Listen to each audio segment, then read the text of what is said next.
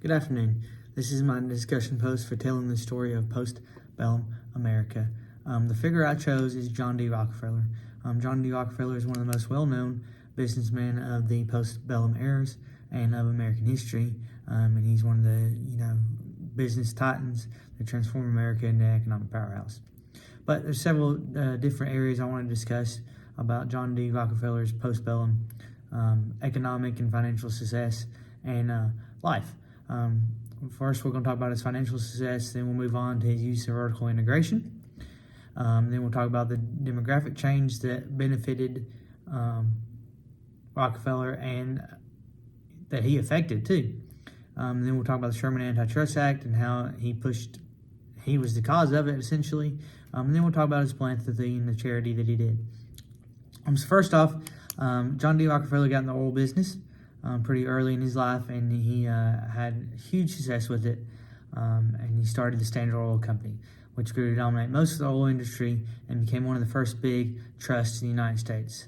And this is going to lead us to the Sherman Antitrust Act later, but we're going to pause for that. By 1872, Standard Oil had purchased nearly all the oil refineries around Cleveland, which is where most of our oil was coming from at this time period. And they were refining up to 29,000 barrels a day.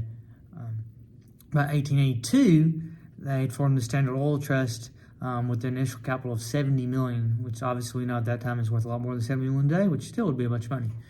But hugely successful. They're later going to move it to New Jersey because of some antitrust laws in Cleveland. But it's estimated that Standard Oil owned 3/4 of the petroleum business in the U.S. in the 1890s. So huge company making a lot of money, owning a large portion, 3/4 of the petroleum business, which is going to be very successful at the time period. So through his shrewd business moves, Rockefeller is going to be very, very successful.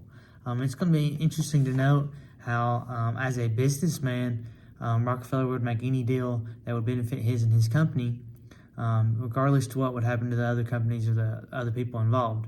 And later in life, he would be a philanthropist and really push for different charitable activities and different increases in the standard of living for Americans, particularly in the cities.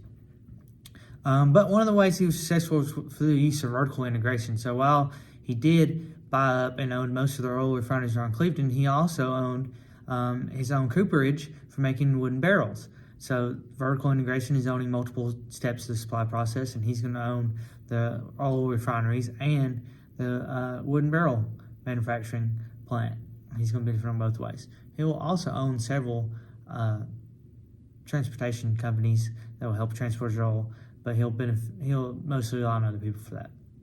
But vertical integration is going to be a big step and become one of the economic principles that John D. Rockefeller is going to use, and you're going to see Henry Ford and others take that to even a greater step later on. Demographic change. So America during this time period is going to be booming. Populations are going to be booming. These large cities are going to be booming, and they're going to need oil for their lights, for their heat, other things. And Rockefeller is going to provide that. So he's going to benefit from this demographic change of the larger cities, and he's also going to allow those cities to grow even larger because of his production and the supply of oil available, and even be more successful.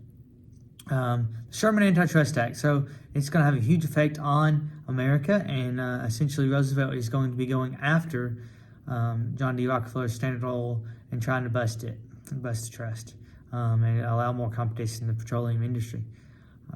It's going to be one of the landmark landmark congressional acts that's going to change American business, and it's primarily going to be because of John D. Rockefeller and other businessmen like him. Later in life, he's going to retire at a fairly early age of 57 in 1896 and devote the rest of his life to philanthropy or charity. He's going to give away a bulk of his fortune, and then he's going to work to create a different way for philanthropists to work. So he's going to create the method to create charitable corporations and give them the title to great funds whose management and use would be governed by trustees and overseen by officers with specialized training and experience, with both the trustees and officers being dedicated to continuous study of the opportunities for the best uses of their funds under their care. So kind of a new way to donate money and create charitable organizations, and it's going to be founded and publicized by John D. Rockefeller. So Rockefeller is going to, one, have huge financial success through his shrewd business acts of buying up the oil petroleum industry in and around Cleveland and later expanding it, including using vertical integration. He's going to be impacted and a huge cause of the Sherman Antitrust Act, which is going to be a big act in American history, and later he's going to be a big parentalist during this time period. Thank you.